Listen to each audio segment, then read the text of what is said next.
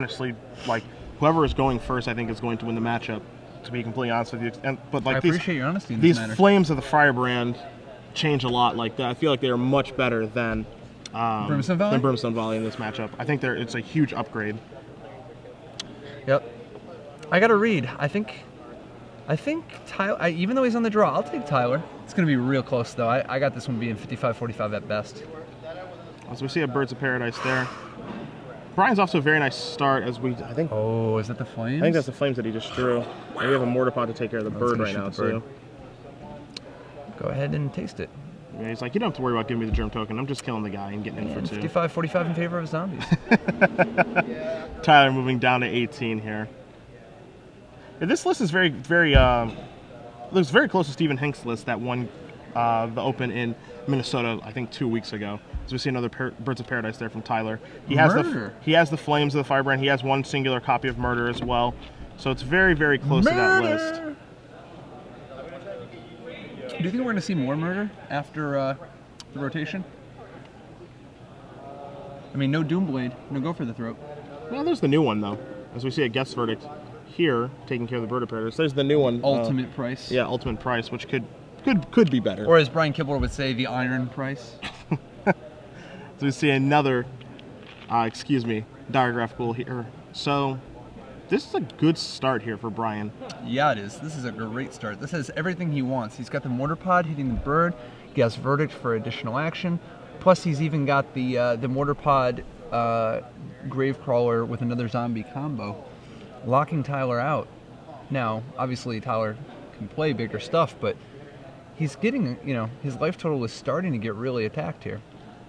Now, if Brian can shoot the 1/1 and deal with the Golem, Tyler might be so far behind he's going to have a tough time catching up.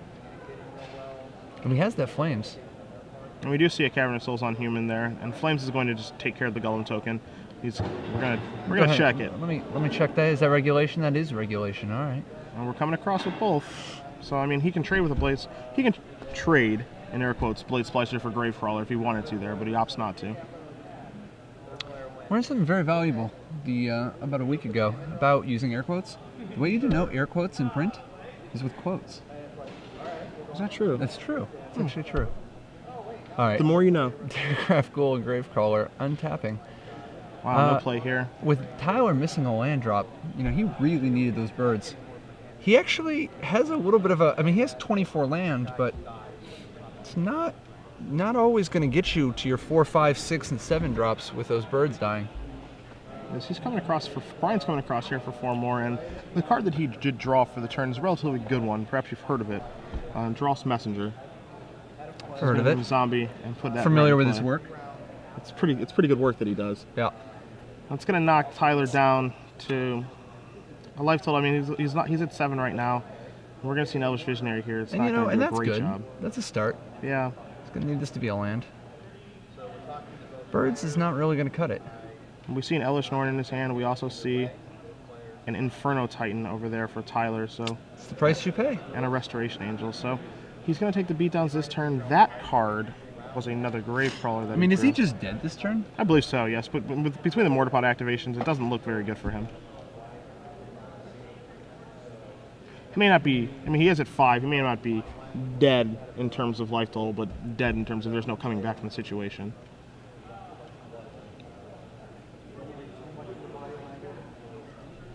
Yeah, because he can't even draw a Bonfire. Plus his Messenger, it's like inevitable. That mortar part sure isn't hurting things.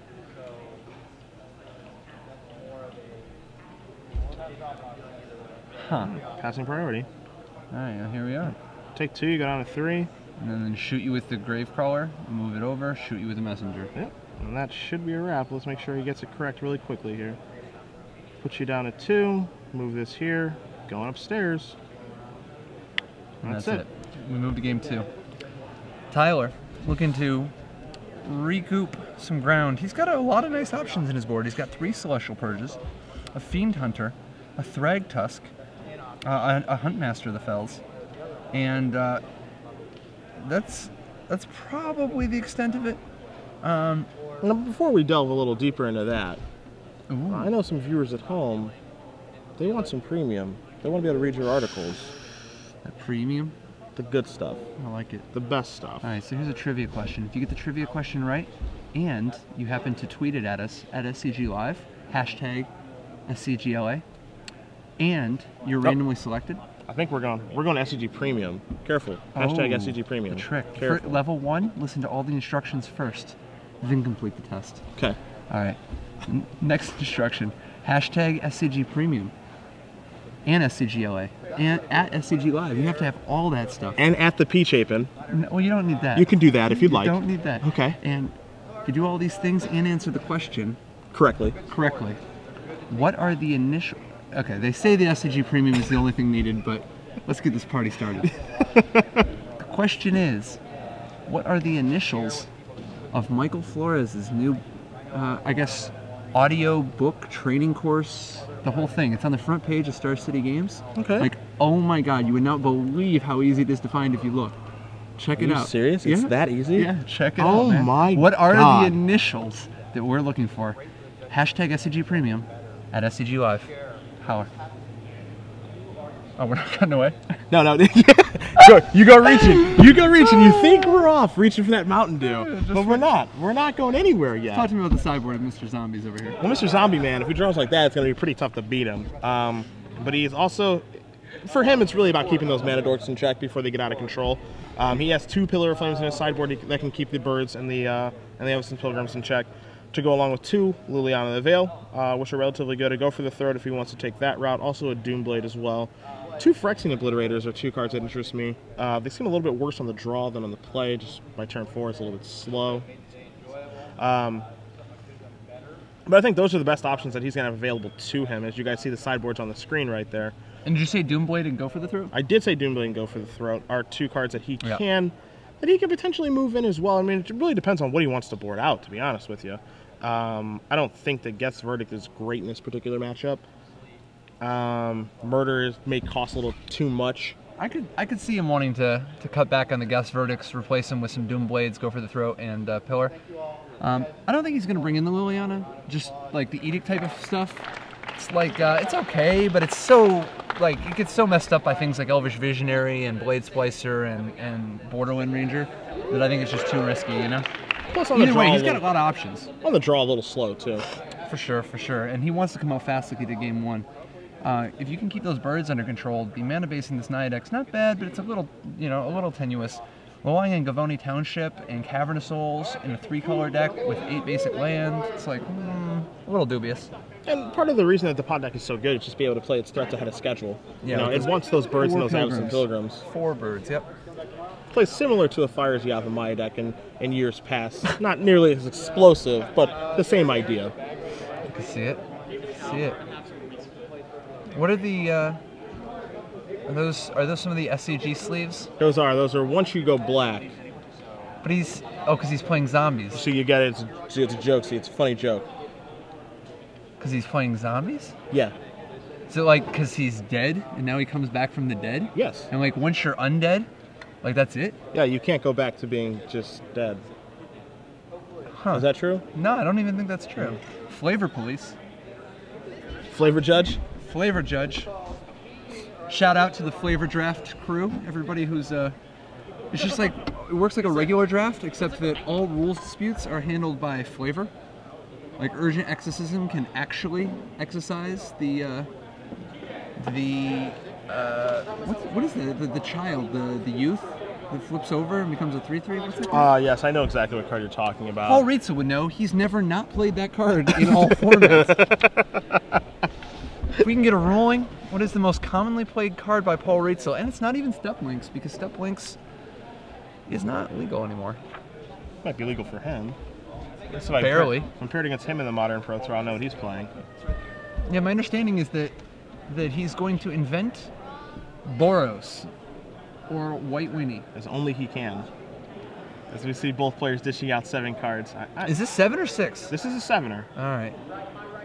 Dude, why don't they just both blind mulligan in the dark? Look, he just did. Yes. Tyler gone. Yes. Wait, Brian, come on, man. Gentleman's agreement. He's looking. Brian, come on, Brian. Brian, come on. He's not a dog. I don't know why you're talking to him like he's a dog. He's not. That's right. All right. That's right. All right, there we go. Way to keep it clean, keep it official. I like that. So 6 apiece. Do you think these mulligans? Hey, 6 to 1, half dozen in the other. Yep, there it is. Do you think the mulligans favor one person more than the other? Do you think Yes. Do you think this deck, one of the decks mulligans better than the other one? Yeah. And which one would that be, Patrick? The zombie deck has just a lower mana curve. Okay. You know, like if they plus it's a little attrition-y. Like if the zombie player can use his removal on the birds and pilgrims out of the Nyapod, he's more likely to miss a land drop, and that's just super relevant, particularly when Naya has to be on the play. And while being on the play is good, the more they mulligan, the less good it is, and the more it starts to delve into the bad territory. But that's just my 2 cents. All right, both players going to keep 6, seeing as I'm from 5 minutes in the future. He is. The Mind Sculptor himself. Come on, I want this point so bad. Not gonna happen. I want this point so bad. Both players do keep 6. Wow, that's weird. Patrick, the innovator himself, with a read. Avacyn's Pilgrim living. Heck of an Avacyn's Pilgrim. And the fact that it lives means Brian is unlikely to. And now Blade Splicer in play. So this is the best possible start that Tyler can have, especially on the play. Pilgrim living, Blade Splicer already in play. And I hope this isn't a pass, because if this is, I think I see a Mortipod there. So it can't take care of that Pilgrim, but... Okay, I see, ooh. I see a Sign in Blood. So what do you think about turn 5? Is turn 5 the turn that Tyler kills Brian on, or is it turn 6? Like, this is going to be a savage beating. Well, I don't know the contents of the rest of Tyler's hand, but if it's almost anything, it's going to be tough. I'm not convinced this was a keeper. Ooh, all right. Well, let's attack for 5, and then I see 13. See a Another Blade Splicer. freshly metamorph, copy another Blade Splicer. All You right. know, why not? All right, so it might be 5. So we see a Dragon Skull Summon drawn here for Brian. It's not a good enough hand. Yeah, I mean, we've Does he have expressed this. flames? We've expressed this before. It's just not a deck that on the draw. That is flames, though, right? That Like, is that's something. flames. It can Like take- if he hits both Blade Splicers and the Pilgrim, slows down the mana a little. Doesn't do anything about all the 3/3 bodies, but at least it looks like he could be at 1 by the end of the 5th turn. Instead of none. Yeah, and that's a start.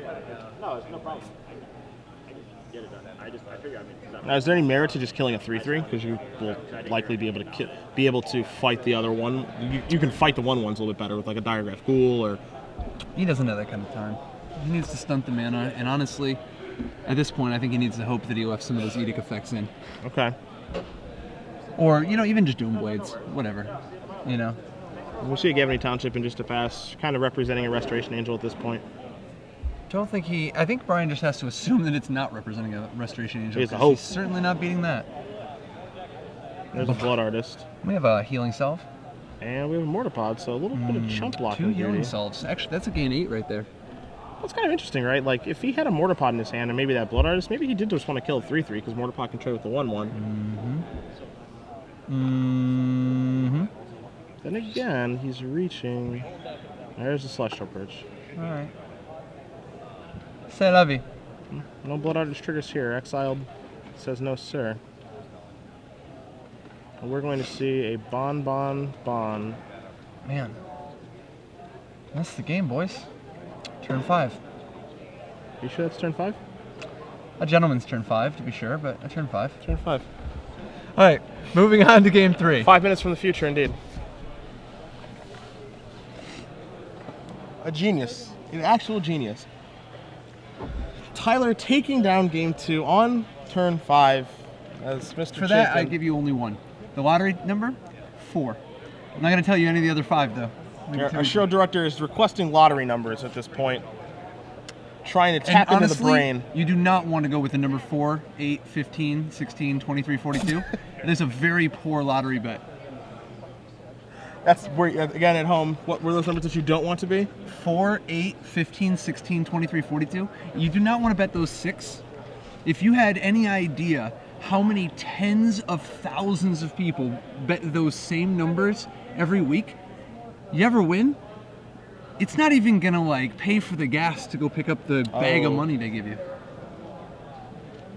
What if it's a nice bag though? What if you just care about the bag, not so much about the money? Actually came up recently. I think about this discussion came up? No. The loss numbers came up for the lottery. 4 of them, 4 out of the 6, were winning, and it was kind of an interesting spike because of the fact that 10,000 people play the numbers every single time. So there were like 10,000 people who had 4 lottery numbers right. That's kind of wild. I didn't know so much about the lottery. You trying to break the system of the lottery? Is that your next deck? No. No. That's my story, and I'm sticking to it. As both players are just shuffling here for Game 3, it doesn't look like there's going to be any change in sideboard. Brian is just thinking to himself, hey, I'm on the play this game. This is where my deck wants to be, especially against this deck. Let's contain those mana guys. Let's hopefully fade a Blade Splicer. Don't want to play against that guy. See if we can get him dead in time. You know, there's a woman who has a degree in statistics who won 3 7-digit lottery jackpots on scratch-off tickets. She has never commented on her method or technique, but it's strongly suspected that she has cracked the algorithm for how those tickets are distributed. Now, granted, it was over a 12-year period, but the odds of the same person winning 3 different 7-digit jackpots in the lottery, less than the odds of a number of our players of the year winning their player of the years. You know? I didn't know that. Significantly. I mean, there's only like 7 billion people on Earth, you know? As we have a mulligan here from Tyler, Brian is keeping a 7. I did not know that. You learn something new every day when you sit next to Patrick Trapin. Things I would never even consider knowing. Like those odds. I did not know that. If you want to know about sports, I can teach you something about that. That's about all the use I really am. Do you consider Go a sport? Go? Yeah. What is Go? Like, there's a board, and you have like black stones and white stones, and like you take turns putting them down, and when one person has enough of their stones surrounding the other person's, they all, you know. You know what I'm talking about? No. I do not consider Go a sport. I rhymed.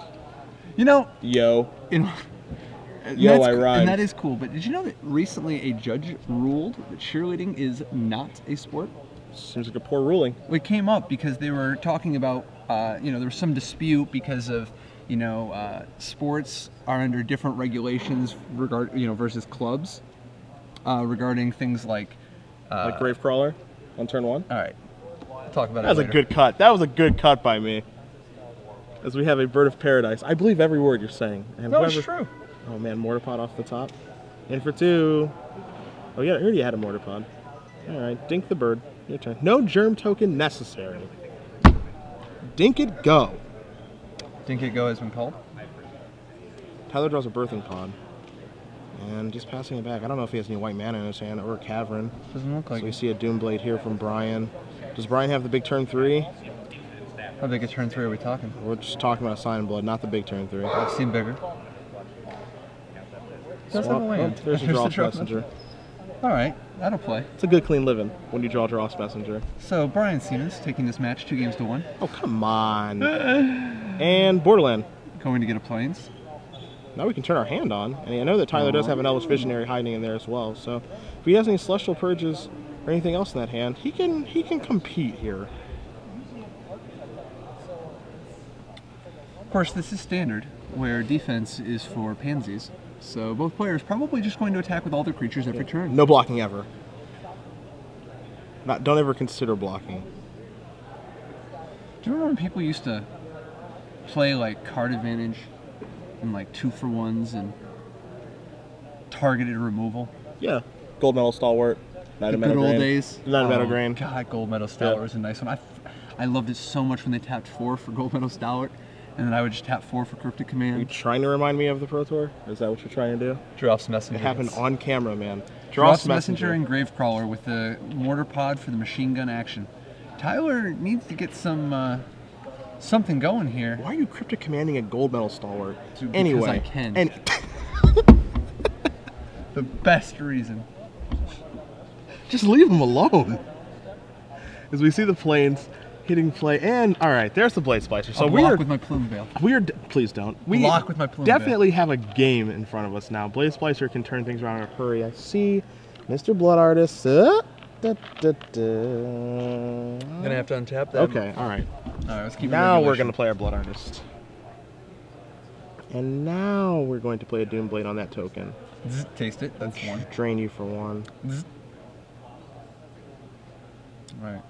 So Brian's going to move to 19, Tyler's going to move to 11, and attacks are definitely favorable in this spot. And Blood Artist is going to... I don't think he's going to attack, though. Oh, that's weird. What do you know he does? Blood Artist is going to do his thing. Sit there as a... It may look like an 0-1, but it's actually just an enchantment that you can... Off to the side. Yeah, just off to the side in the enchantment area with Mortar Pod. In the... do you got a bonfire? No? All right. That sucks. So what do you think? Does Tyler block the messenger here? Figuring he's going to have to just draw the bonfire, so it'd be better if the messenger already had the +1/+1 counter on it? I don't hate that. I mean, it depends on the other cards in his hand, but I really don't hate that. He has to get that part of the game over with at some point, right? Yeah. Besides, like if his Borderline Ranger blocks the messenger and the Blade Splicer blocks the Gravecrawler, then if he can deal with that the messenger, there's no zombie to come back for the Gravecrawler. He could actually come back. I mean, does he have Celestial Purge? He does. He has 3 Purges in his deck. That's some outs. Yeah.